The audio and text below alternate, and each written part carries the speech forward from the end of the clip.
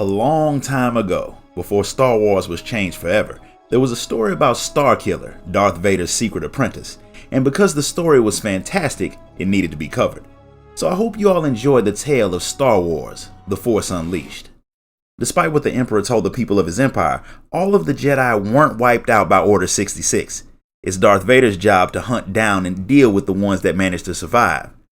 One of them has been found on Kashyyyk, the Wookiee homeworld, and Vader heads there to deal with him. The Jedi is not nearly as powerful as Vader had expected, and he's easily overpowered, but before he can kill him, the strong presence that he had sensed takes his lightsaber from him. It turns out that the Jedi had a son. After he crushes the life out of the Jedi, Vader decides to take the boy as his own apprentice. For years he trains him, preparing him for his true mission, to help Vader take down the Emperor. But before the boy that he calls Starkiller is ready, Vader has one final set of tests for him. A Jedi Master named Kota is attacking an important shipyard over the smuggler's moon Nar Shaddaa. Vader wants Starkiller to deal with the Jedi and bring back his lightsaber as proof. But for the plan to work, the Emperor can't find out about Starkiller until the right moment, so Vader wants his apprentice to kill everyone at the facility, whether they're Kota's men or the Imperials, which the boy has no problem with.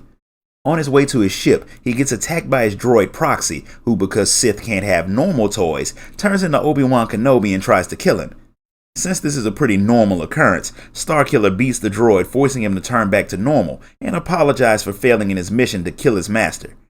I get the whole keeping yourself alert at all times thing, but having your murder bot be programmed to murder you at random has to get annoying after a while. Starkiller completely forgets about the droid when he sees his new pilot. Since he hasn't had much contact with women unless Vader sent him to kill them, Starkiller asks Proxy who the woman is, instead of asking her like a normal person. Her name is Juno Eclipse, and her combat record is pretty impressive for someone so young. Her ears also work very well, and she's not all that happy to have the droid turn into her and recount her life story. It is just a little bit rude. Vader, after having killed Starkiller's last pilot, brought her on board to fly and maintain the rogue Shadow, but he didn't tell her what types of missions they'll be going on. Starkiller's not all that forthcoming either. All he does is tell her that they need to go to Nar Shaddaa. While on the flight, he gets Proxy to give him all the information he has on General Kota.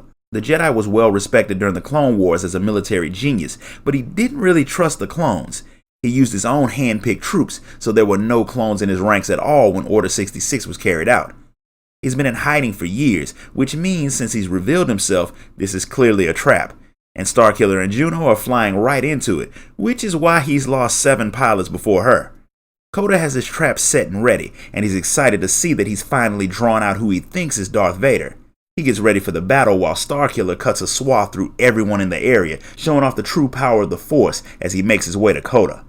The Jedi Master is more than a little disappointed to see that after months of attacking Imperial targets, Darth Vader sent a boy to fight him, but he realizes pretty fast that the apprentice isn't someone to be trifled with, so he stops holding back and breaks the section of the station that they're fighting in apart, so they start to fall to the planet below. The fight is nearly even, but a vision of the future showing Kota becoming Starkiller's new master distracts him, letting the Sith burn his eyes out and end the fight by hurling him to the planet below. With his mission accomplished, Starkiller takes the Jedi's lightsaber and heads back to Vader. Because rest is for the dead, Vader immediately sends him after another Jedi, Kasdan Paratus, a master of machinery who Vader fully expects to kill his apprentice. If Starkiller survives the encounter, that will put him one step closer to being strong enough to help Vader finally defeat the Emperor. The Jedi Master is on the junk world of Raxus Prime, a place that is basically a droid graveyard, which makes it the perfect place for scavengers. The Jedi Master built a version of the Jedi Temple on the planet, and he has it surrounded with force-controlled droid guardians, all of various shapes and sizes that Starkiller cuts through on his way to get to his target. The tiny Jedi Master is basically Dr. Octopus with a lightsaber spear and a droid army that he hurls at Starkiller, but the apprentice proves to be more than a match for him, and he puts an end to Kasdan Paratus, completing his mission. Back on his ship, Vader uses Proxy to tell Starkiller of his third and final target. This one will be far more dangerous than the others. He's sending him to face off against the former member of the Jedi Council Shaak Ti on the overgrown planet of Felucia, where she and her apprentice have been training an army of Felucians to eventually fight against the Empire. When Starkiller arrives, Shaak Ti sends her apprentice Maris Brood off to hide like they practice, because she's not nearly ready to face off against the Dark Lord of the Sith. And since they're among the last of the Jedi, she doesn't want to risk her apprentice. The planet is a landscaper's nightmare full of giant plants, an army of very organized Felucians, and some of the most deadly creatures in Star Wars, the Rankers. Starkiller fights his way through it all and finds Shaak Ti waiting for him at the Sarlacc pit. As strong as she is, Starkiller still defeats her. She acknowledges his power, but she's sad that he's wasting his talents as a servant of the Sith. Despite what she tells him, Starkiller says that he'll never turn on his master. That almost makes Shaak Ti laugh, because the boy doesn't even realize that the Sith always turn on each other. But she says he'll learn that soon enough as she throws herself into the Sarlacc pit, ending her life. With his mission complete, Vader tells Starkiller to return to his ship so they can finally set up the attack on the Emperor. Palpatine's fleet is already there when Starkiller arrives, so he thinks that the time has come, but Vader hadn't summoned the Emperor. His spies had followed Starkiller, which means he failed his mission, and to save his own life, Vader impales his apprentice and throws him out into space. While he drifts nearly dead, one of Vader's droids goes to retrieve the apprentice. He wakes up after months, strapped to an operating table, with Vader standing over him, and of course he's not that happy about being killed by his master, but Vader had done what he needed to save both of them, and now that the Emperor believes he's dead, he can get his revenge. But the Emperor is watching Vader's every move, so Starkiller has to do something to draw his attention. It has to be big, so Vader wants him to build an army of the Emperor's enemies and form them into a rebel alliance. Once they get the Emperor's attention, Vader and Starkiller can attack. However Starkiller decides to go about starting the rebel alliance is up to him. Vader ends the transmission, letting Proxy turn back into himself, and for the first time in forever, Starkiller is free to make his own decisions. Proxy is just happy that he'll still have the chance to kill his master once he helps him escape the Imperial. Fortunately, Starkiller's ship is docked nearby, and his pilot is also there, locked in a holding cell. She'd been branded a traitor after Starkiller's death, which means the last few months have been pretty bad for her. Vader told Starkiller to cut all his ties to his past life, but he decides to free Juno anyway. It won't exactly be easy. The place is heavily guarded by people who try very hard to kill Starkiller, but things only get worse when Proxy launches all of the escape pods and sets the Imperial on a collision course with the Sun, because he is first and foremost a murder bot. But Starkiller still manages to find Juno, and they escape on the Rogue Shadow to begin the new mission of forming a rebel alliance. But Starkiller still wants to do more than just that. He wants to find a teacher who can show him the things that Vader wouldn't, which means, just like the old days, the two of them are hunting Jedi, and because of General Kota's vision, Starkiller thinks that the man may still be alive, so Juno takes them back to Nar Shaddaa. With a little bit of tracking and planet hopping, Starkiller finds Kota, blind and very drunk in a cantina. The man doesn't recognize him, but he's still not all that willing to help join the fight against the Empire, since he's lost most of his connection to the Force along with his sight. But when a large group of Imperials show up, dead set on killing Kota, he decides to follow Starkiller to his ship. He still thinks it's a dumb idea, but he does have a contact in the Senate that might be able to use Starkiller's lightsaber. Kota's contact wants Starkiller to get something for him from Kashyyyk, the home world of the Wookiees, and a world that is completely overrun by the Empire. He won't say what his contact wants, but if Starkiller gets it, he may get his help fighting the Empire. Because he doesn't have much of a choice, Starkiller heads to the Wookiee homeworld and comes across a house that seems very familiar to him for some reason. He senses something and heads inside, only to get a visit from the ghost of his father, who apologizes to him for letting him end up as Vader's slave. The house he had found was the same one that Vader had taken him from as a boy. With the vision ended, Starkiller gets back to doing what he does best, destroying stuff. With how powerful all the children of the Jedi turn out to be, you would think they would have made an effort to promote Jedi having babies. If kids with one Jedi parent turn out as strong as Luke Skywalker and Starkiller, just imagine how strong the children of two Jedi parents would be. After cutting his way through a literal army, Starkiller finds what he was looking for. What he was sent to retrieve was Princess Leia and R2-D2, who were prisoners in all but name. She thinks Starkiller is an assassin sent to kill her, and because Leia has never been scared of anything in her life, she makes sure that if she's about to die, she'll lose her last breath to talk crap about the Emperor. After a little bit of talking, she realizes that Starkiller is working with Kota, and they were sent by her father to get her. But she won't leave the planet while the Wookiees are enslaved, so she wants Starkiller to destroy the Skyhook, which will make it harder for the Empire to get the Wookiees off-world.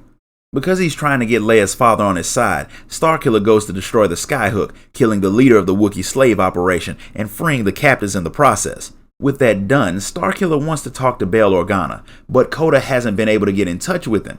Bail had gone to Kota to get him to help free Leia, but since the Jedi Master couldn't, the Senator had gone to find another Jedi Master, Shaak Ti on Felucia, but he vanished after he made it to the planet. He's been taken prisoner by Maris, and she's keeping him just in case she needs to use him to bargain with Vader, so that's Starkiller's next destination. Without Shaak Ti's guidance, the planet and the Felucians have been corrupted by the dark side of the Force, making everything far more violent and dangerous. Vader's apprentice still manages to track Bail Organa down, but Maris shows up before they can escape, with a very large bull rancor in tow. Starkiller kills it, then proceeds to show Maris how far out of her league she is. But the woman begs for her life, and in a very un-Sith-like gesture, Starkiller lets her go. Bail doesn't think he should have done that, but they have more important things to worry about than one rogue dark Jedi. An outright rebellion against the Emperor is too dangerous as far as Bail's concerned. They need weapons, ships, and people willing to risk their lives in the fight.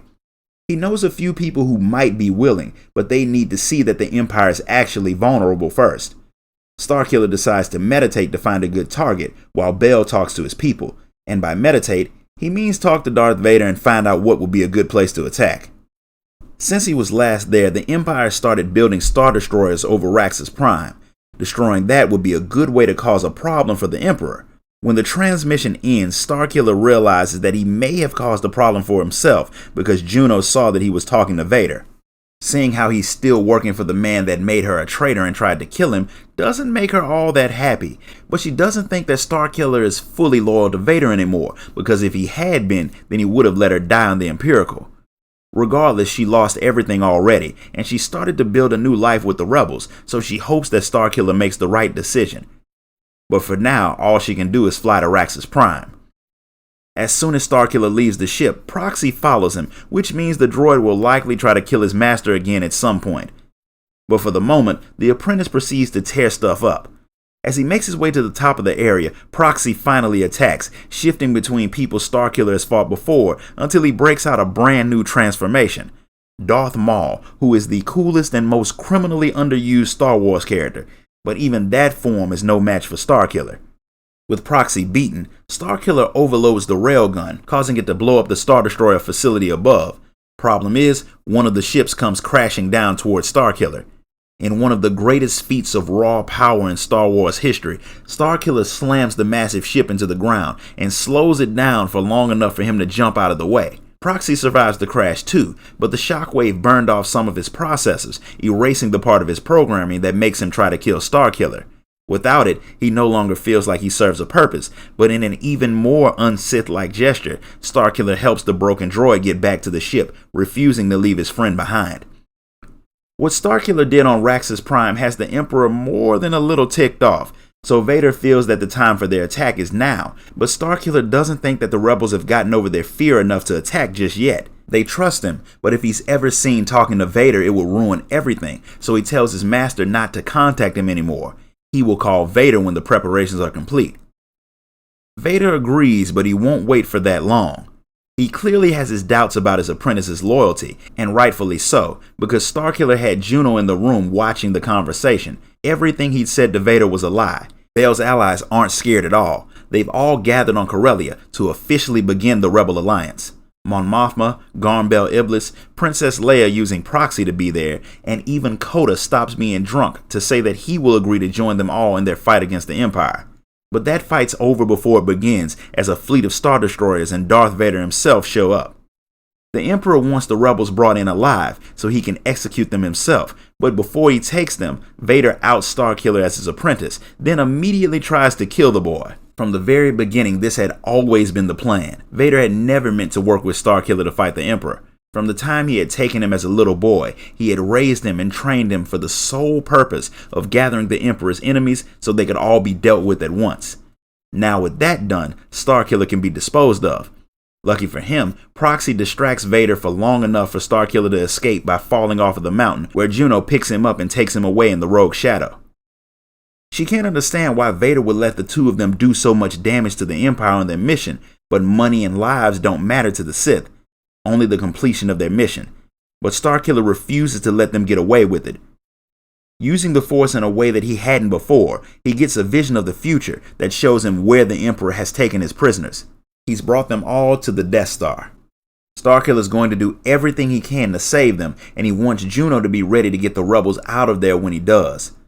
Since it's very likely going to be the last time the two of them see each other, Juno does something that she's wanted to do for a while, and she kisses the apprentice before he heads into the space station. The Force guides him to where the Emperor has the rebels, who he plans on torturing until they tell him where their allies are before he executes them in a very slow and painful public display that will guarantee no one will ever rebel against him again. But they sent Starkiller, so the Emperor sends Vader to deal with the boy once and for all. With all the fighting he's done, Starkiller has done the one thing that the Sith strive for. He's surpassed his master. The Emperor being who he is, he tells the boy to finish Vader off and take his place, but Kota attacks the Emperor to keep Starkiller from falling under his spell. The Emperor goads Starkiller into trying to kill him, but Kota stops him because killing with hatred leads to the dark side, and Starkiller would be corrupted just like the Emperor. The real reason he stops him is because the Jedi and the Sith are both fanatic idiots who don't understand that the world is not black and white. There are some shades of gray, and that means there are some people who just need to die. Instead of attempting to finish off the Emperor, which would have failed anyway, Starkiller and the rebels go to leave. The Emperor attacks Kota for interfering, and Starkiller takes the brunt of the attack head on to give his friends the time to escape. He doesn't survive, but his death will do more harm than good. He was supposed to gather the rebels so they could die, and their deaths would be used to discourage any future rebellions, but now he's inspired them to fight, and the Rebel Alliance forms, using Starkiller's family crest as their symbol. The ironic part of this is the Emperor's plan to get rid of his enemies brought together the group that would eventually bring down his entire empire. This concludes the story of Star Wars: The Force Unleashed. If you enjoyed this video, hit the like button, subscribe, and drop a donation so I can keep bringing you more content. Until next time, guys. Later.